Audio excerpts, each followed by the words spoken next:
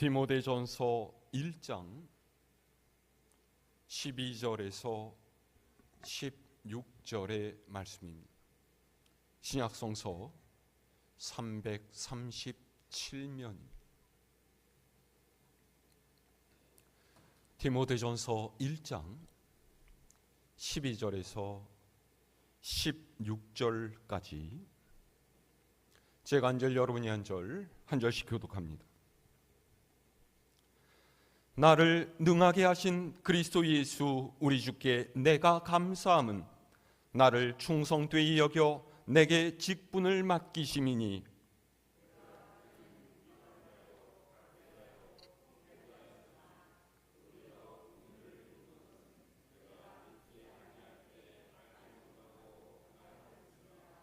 우리 주의 은혜가 그리스도 예수 안에 있는 믿음과 사랑과 함께 넘치도록 풍성하였도다.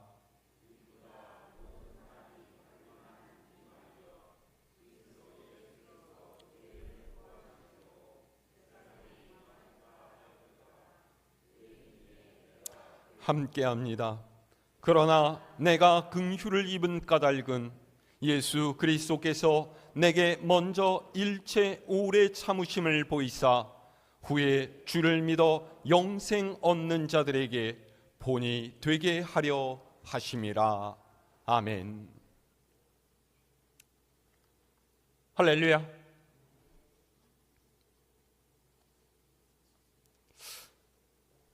우리 그리스도교 역사에 손꼽을 만한 인물이 많지만은 그 중에서 빠지지 않는 사람이 바로 사도 바울일 것 같습니다.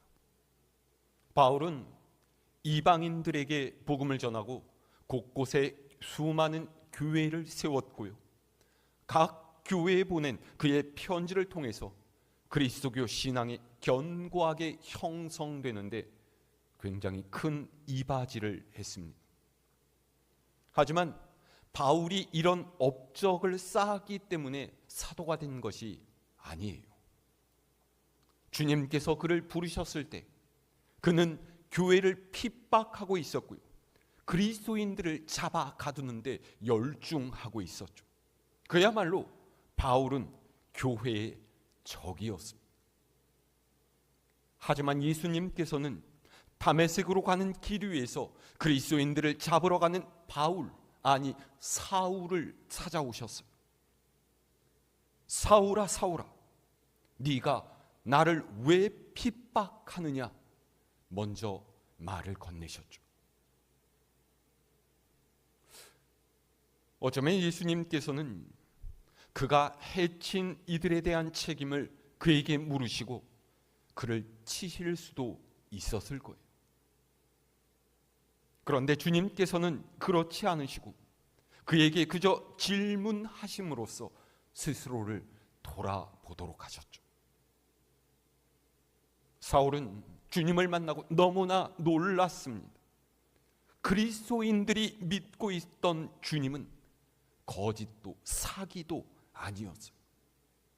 부활하신 주님을 만나고 그는 자신이 틀렸다라는 것을 깨달았습니다. 이제껏 잘 알지도 못하면서 그는 너무나 많은 사람에게 지울 수 없는 상처를 주어 왔던 거예요. 그리고 그는 3일 동안 눈이 먼 채로 자신의 지난 날을 돌아보면서 회개합니다. 그리고 그 후에 바울이라는 새로운 이름으로 예수님을 전하는 사도가 되죠. 여러분, 이 변화가 얼마나 놀라운 일인지 아시겠어요? 우리는 보통 호박에 줄 긋는다고 해서 수박되지 않는다, 이런 이야기를 합니다. 사람은 바뀌지 않는다, 그렇게 이야기해요. 하지만 사울은 바울로 바뀌었어요. 교회의 적대자가 예수 그리스도의 충성스러운 종이 되었습니다. 이런 전격적인 변화가 어떻게 가능했던 것일까요? 바울이 뭘 잘했기 때문이 아닙니다. 하나님께서 보시기에 그를 어여삐 여길 만한 어떠한 것도 그에게는 없었어요. 바울 스스로도 자신을 가리켜서 내가 죄인 중에 괴수였다라고 하지 않았습니까? 그런데 그런 그에게 예수님께서 먼저 찾아오시는 거예요. 이것은 전적으로 예수님의 긍휼이었고 은혜였죠. 바울의 회개보다 하나님의 은혜가 먼저 임했던 거예요. 예전에 MBC 뉴스의 앵커였고요. 지금은 베이직 교회를 담임하고 있는 조정민 목사님이란 분이 있어요. 아십니까? 이분 집안이요, 대대로 불교 가정이었어요. 그래서 처음에 아내가 교회를 다닌다고 했을 때 굉장히 못마땅해 했답니다. 저혈압 때문에 아침에 일어나는 것도 힘들어하던 사람이 날마다 새벽에 일어나서 교회를 간다고 하니까 부쩍 의심이 들었던 거예요. 그래서 기자 정신을 발휘해서 그 새벽 기도회에 아내 모르게 잠입을 했답니다. 뭔가 이상한 점이 보이면은 내가 고발을 해야 되겠다, 그런 생각을 했었던 거죠. 그런데 교회를 가보니까요, 너무 깜짝 놀랐어요. 거기 모인 사람들이 술 취한 것처럼 손을 들고서 찬양을 하고 이상한 방언을 중얼거리면서 기도를 하는데, 이거는 뭐 완전히 미친 사람들, 이단 집단처럼 보이더라는 거죠. 그래서 일주일 동안 취재를 한다 생각을 하고서 계속 새벽 예배에 나갔대. 나흘째 되는 날에 설교 말씀을 듣고 있는데 그게 구구절절이 다 옳다라는 생각이 들더라는 거예요. 그리고 설교 후에 찬송가 몇 장입니까? 너 예수께 조용히 나가, 내 모든 짐 다 내려놓고, 이 찬송을 부르는데 갑자기 눈시울이 뜨거워지면서 눈물이 막 쏟아지기 시작하더라는 거예요. 이 목사님이 간증하시기를, 내가 누구와 논쟁을 해서 져본 적이 없는 사람이 있는데 아마 누가 와서 전도한다라고서 이야기를 하고 그랬으면은 절대로 마음이 움직이지 않았을 거래요. 그러면서 그렇게 예수님 믿기를 시작해서 50이 넘은 나이로 신학교까지 가서 목사가 되었다고. 이건 사람의 힘으로는 절대로 할 수 없는 변화가 일어난 거라고 그렇게 이야기를 하시더라고요. 오늘 말씀에서 사도 바울 또한 이렇게 찾아오시는 주님의 은혜에 대해서 간증을 하고 있어요. 자, 오늘 말씀 우리 다시 함께 읽어볼까요?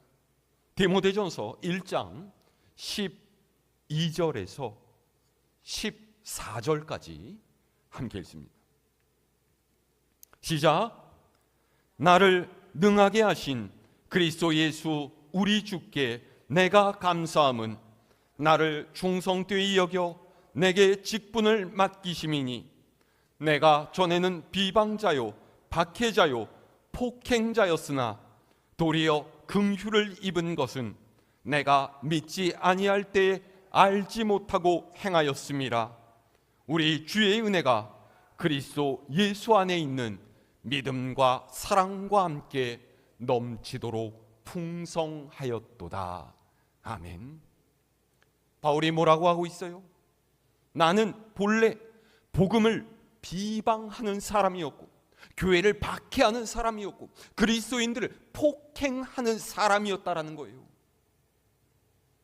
전혀 구원받을 자격이 없는 사람이었고 주님의 적이었다라는 거죠. 그런데 그런 나를 주님께서 긍휼히 여기시고 구원하신 이유는 내가 주님을 믿지 않았을 때 알지 못하고 행했기 때문이라는 거예요. 그리고 구원의 은혜만 주신 것이 아니라 나를 충성스러운 일꾼으로 여기시고 복음을 전하는 직분, 이방인의 사도라는 이름까지도 주셨다라는 거죠. 그것이 그리스도 예수 안에서 내가 경험한 믿음과 사랑이고 내게 넘치도록 베푸신 풍성한 은혜라는 거예요. 주님의 은혜가 나를 나 되게 했다라는 거죠. 여러분, 이 은혜를 반드시 기억해야 됩니다. 이 사랑에 감격하면서 살아야 해요. 내가 주님을 만나기 전에 어떻게 살았는지를 돌아보면서 내가 지금 구원받은 하나님의 자녀로 살고 있다라는 것에 감사할 수 있어야 합니다. 내가 예수 믿기로 작정하고 내가 구원받을 만했기에 성도가 된 것이 아니에요.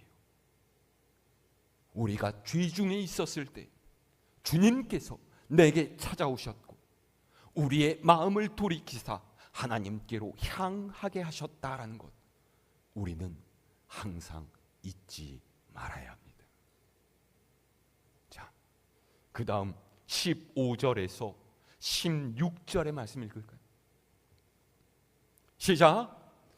미쁘다 모든 사람이 받을 만한 이 말이여, 그리스도 예수께서 죄인을 구원하시려고 세상에 임하셨다 하였도다.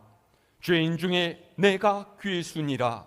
그러나 내가 긍휼을 입은 까닭은 예수 그리스도께서 내게 먼저 일체 오래 참으심을 보이사 후에 주를 믿어 영생 얻는 자들에게 본이 되게 하려 하심이라. 아멘.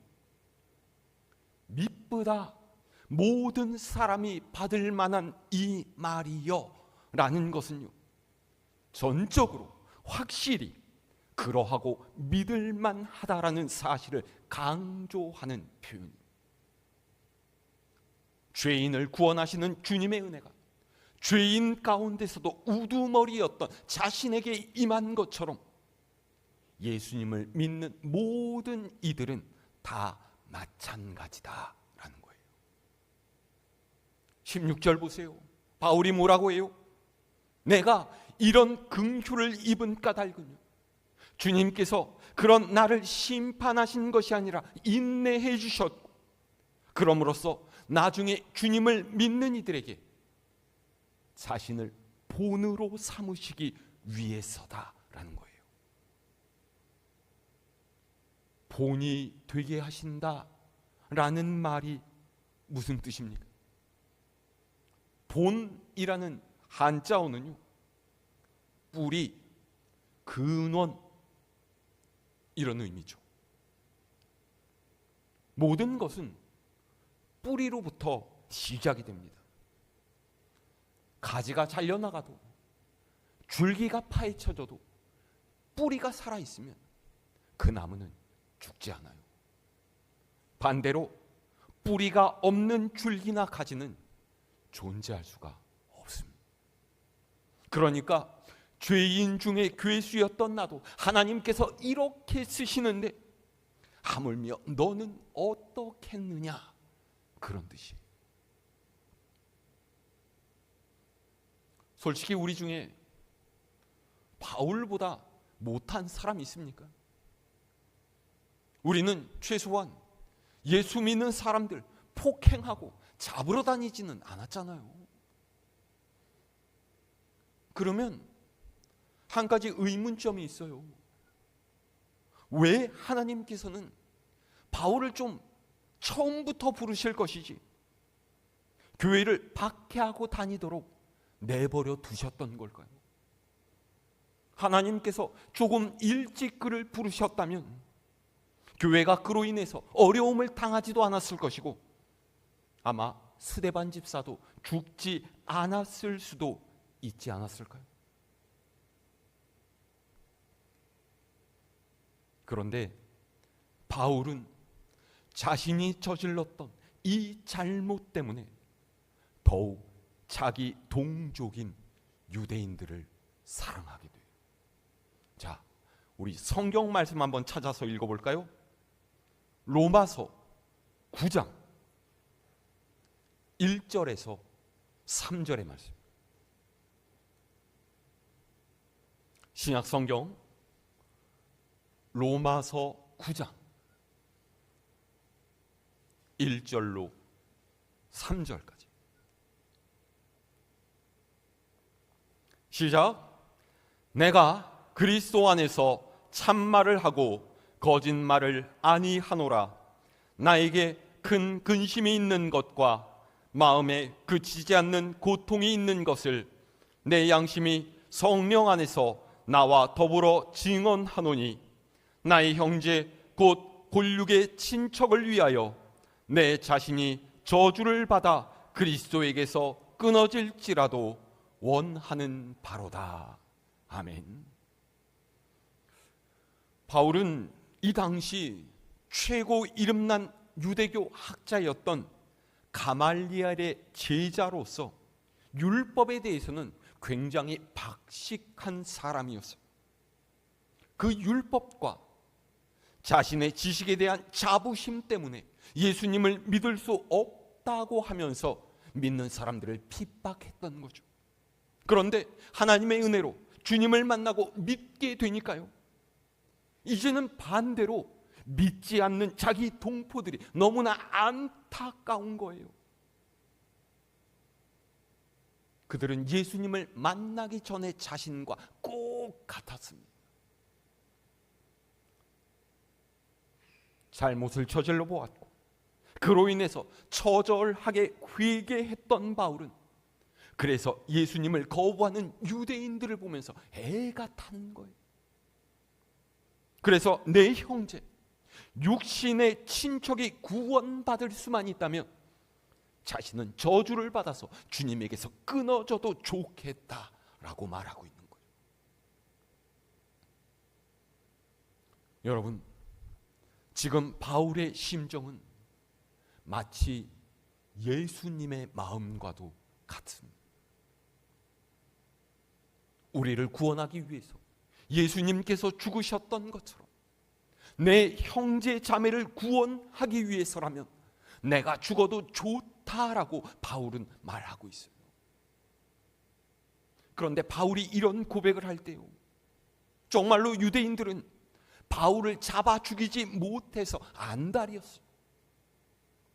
바울만큼 복음을 선명하게 증거하면서 활발하게 전하는 이가 없었으니까요. 그런데 바울은 자신을 잡아 죽이려 하는 사람들을 위해서 내가 대신 죽을 수도 있다, 그렇게 얘기하고 있어요. 그야말로 원수마저도 사랑하고 있는 거죠.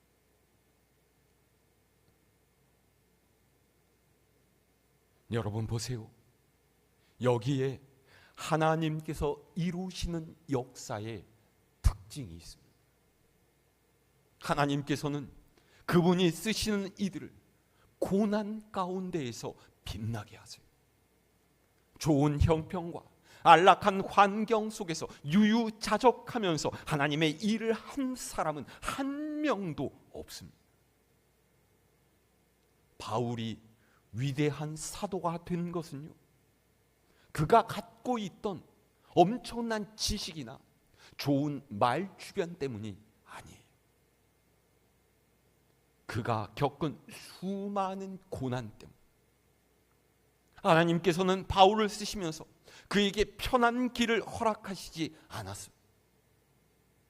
그는 관리들에게 잡혀가서 매를 맞았고요, 사람들에게 돌을 맞아 죽을 뻔하고요, 감옥에 갇히고 바다에 빠져 죽을 뻔하고, 그런 수많은 고난을 통해서 바울이 하나님께서 쓰시는 귀한 도구 이방인의 사도로 완성되어져 간 것이죠. 초대교회도 그렇지 않습니까? 초대교회는요, 정말로 성령의 역사가 강력하게 드러났어요. 그런데 교회는 사실 계속 박해를 받고 어려움을 겪었죠. 교회는 약했고 세상의 권력은 강했어요. 그래서 흔들리고 흩어지고 떠밀리고 도망 다녀야만 했어요. 그 중에서도 하나님께서는 사도들이 감옥에 갇히면 감옥문을 열어주시는 기적을 보여주셨죠. 근데 여러분 생각해 보세요. 기적도 참 이렇게 답답한 기적이 없지 않습니까? 그러지 말고 속 시원하게 교회를 박해하는 이들을 싹 심판하시거나, 그게 아니면 바울처럼 확 그리스도인으로 전부 바꿔주시면 뭐 얼마나 좋겠어요. 하지만 하나님께서는 바울도 초대교회도 고난 속에서 일하게 하셨죠. 초대교회는 박해 속에서 믿음을 지키고 날마다 찾아오는 죽음의 위협 속에서 부활을 바라보아야만 했습니다. 믿는 이들의 삶은 절대로 순탄하지 않았어요. 바울은 끝까지 주님께 충성하다가 결국은 로마에서 목베임을 당해서 죽었습니다. 사도들도 전부 다 순교했어요. 정말로 암울하고 괴로운 시대였죠. 성령은 불러도 멀리 계신 것 같고 사단은 부르지 않아도 매일 찾아오는 것 같은 숨막히는 날들이 바로 바울과 초대교회가 살아나야 했던 형편이었던 거예요.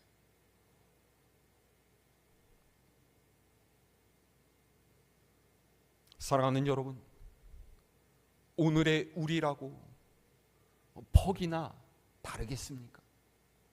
초대교회 때나 지금이나 하나님께서는 우리를 날마다 찾아오는 어려움과 고난 가운데서 믿음으로 살게 하세요. 물질을 자랑하고 권력을 뽐내면서 세상의 방식대로 살라고 유혹하는 세상 속에서 끝까지 주님께 충성하라고, 천국의 소망을 붙들고 살라고 말씀하십니다.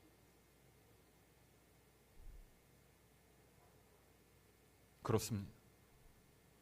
위대한 신앙은 한순간에 세워지지 않아요. 찬란한 영광은 사소한 일상의 삶을 꾸준한 믿음으로 지켜갈 때 얻어지는 것입니다. 아까도 말씀드렸지만요, 본이라고 하는 한자는 나무 아래에 선을 하나 그은 뿌리의 모양입니다.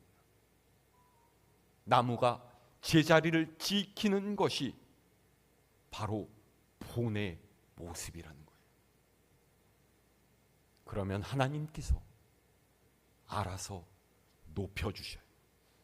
그의 삶이 믿음의 이야기가 되게 하시고 세상 하나님의 영광을 드러내며 살게 하십니다.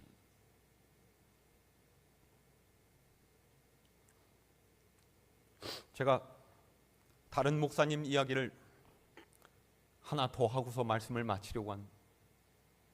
제가 직접 들은 건 아니고요, 저도 어디서 들은 이야기인데요, 경상도 고신교단의 한 교회 부목사로 교회를 섬기던 목사님이 있었는데요, 시간이 좀 지나고 나니까 이제 자기도 다른 교회의 담임 목사로 섬겼으면 좋겠다, 그런 소망을 가지고 하나님께 기도하고 있었답니다. 그런데 어느 날에 몸에 이상한 부스럼을 발견하고서 동네 병원에 가서 진단을 받았더니 대뜸 의사가 큰 병원으로 가보라고 하는 거예요. 일단 큰 병원에 가봐라 이러면 뭔가 조짐이 좋지 않다는 거 아니겠습니까? 그래서 큰 병원에 가서 정밀 진단을 받았더니요, 피부암 소견이 나왔어요. 그것도 벌써 전이가 좀 돼서 온몸에 퍼지고 있는 상태였다는 거예요. 시간이 좀 지나자 암이 급속하게 퍼지기 시작을 했고요, 얼굴마저 쏙 빠져서 병자인 것을 한눈에 알아볼 정도가 되었죠. 그런데 그때 이 목사님하고 신학교 동기인 한 목사님이 미국으로 유학을 가면서 자신이 담임하고 있던 교회에 이 목사님을 담임 목사로 추천한 거예요. 그래서 얼마 후에 이 목사님이 초청을 받고서 그 교회에 설교를 하러 갔죠. 근데 그 몰골이 어땠겠어요? 보기 좋았겠습니까? 온 교인이 설교를 들으면서 이 목사님이 암 때문에 몸에 문제가 있다는 걸 알게 됐죠. 예배가 끝난 후에 교회에서 청빙위원회가 열리지 않았겠습니까? 모두가 목사님 설교는 참 좋은데 암 치료 받느라고 저렇게 머리카락도 다 빠지고 언제 돌아가실지도 모르는 목사님을 담임 목사로 모시는 것은 무리라고 의견을 모았어요. 그렇게 결론을 내리고 회의가 끝나려는데 갑자기 집사님 한 분이 딱 일어서더니 이렇게 말하는 거예요. 내 생각은 좀 다릅니다. 저는 저 목사님을 우리 담임 목사님으로 모셨으면 좋겠습니다. 이 말을 듣고서 모두가 미쳤다는 듯이 이 집사님을 쳐다보고 있는데 집사님이 이렇게 말하는 거예요. 저 목사님 모시면 정말 우리가 살아있는 말씀을 들을 수 있을 것 같습니다. 언제 돌아가실지도 모르는 목사님이시니까 한편 한편 설교가 정말로 비장하지 않겠어요? 목사님이 단 한 번 설교하고 돌아가신다라고 해도 저는 그런 설교를 들었으면 좋겠습니다. 하지만 하나님의 뜻은 어디에 있는지 아무도 모르죠. 사람은 건강해도 내일 죽을 수도 있고요, 아파도 하나님께서 기적적으로 고쳐주실 수도 있지 않겠습니까? 무엇보다 저렇게 암투병하는 목사님을 우리가 모시면은 하나님께서 얼마나 기뻐하시겠습니까? 이 집사님 말이요, 회의 분위기를 순식간에 바꿔놨어요. 그래서 모두가 이 집사님이 제안한 대로 이 목사님을 담임 목사로 청빙하기로 결정을 했다. 이러니까 놀란 것은요, 청빙을 받은 이 목사님이죠. 언제 죽을지도 모르는 자기를 담임 목사로 청빙해 준 교회가 너무나 고맙게 생각되더라는 거예요. 그래서 이 목사님이 기도원에 들어갔어요. 기도원에서 무슨 기도를 했겠습니까? 들어가서 자기 병을 낫게 해달라고 기도한 것이 아니에요. 그 교회를 담임하고 목회 잘하게 해달라고 기도한 게 아닙니다. 목사님이 이렇게 기도했대요. 하나님, 저 같은 암 환자를 청빙해 준 저 교회가 얼마나 아름답습니까? 저렇게 아름다운 교회에 저 말고 다른 좋은 담임 목사님 오게 하시고 모두 축복받는 삶을 살게 해 주십시오.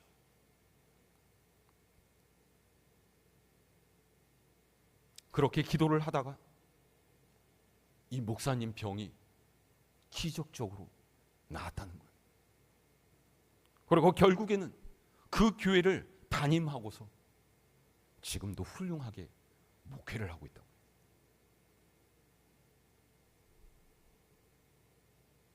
놀랍죠? 지어낸 얘기 같아요. 근데 저는 이 목사님 성함도 알고 있습니다. 여러분, 하나님께서 우리에게 삶의 어려움을 주시는 이유는 우리로 하여금 하나님의 역사를 체험하게 하시기 위함입니다. 그 고난 속에서 하나님을 붙들고 의지하면 하나님께서는 우리를 그분의 영광을 나타내는 도구로 사용하십니다. 그러기 위해서 하루하루의 사소한 일상 속에서 우리의 믿음을 이어가고 쌓아가고 다져가는 것이 필요해요. 이게 바로 경건입니다. 한순간에 성자가 되고 사도가 되는 것이 아니에요. 운동선수가 매일 반복되는 훈련을 통해서 실력을 쌓아가는 것처럼 우리 또한 삶의 연단 속에서 더욱 굳센 믿음의 사람들이 되기를 힘써야 할 줄로 믿습니다. 하나님께서는 그런 우리를 사용하기 원하십니다. 나를 찾아오셔서 은혜를 베푸시고 지금도 함께 하시는 주님께 감사하면서 날마다 하나님께로 한 걸음씩 더 가까이 나아가는 여러분 모두가 될 수 있기를 우리 주님의 이름으로 축원합니다.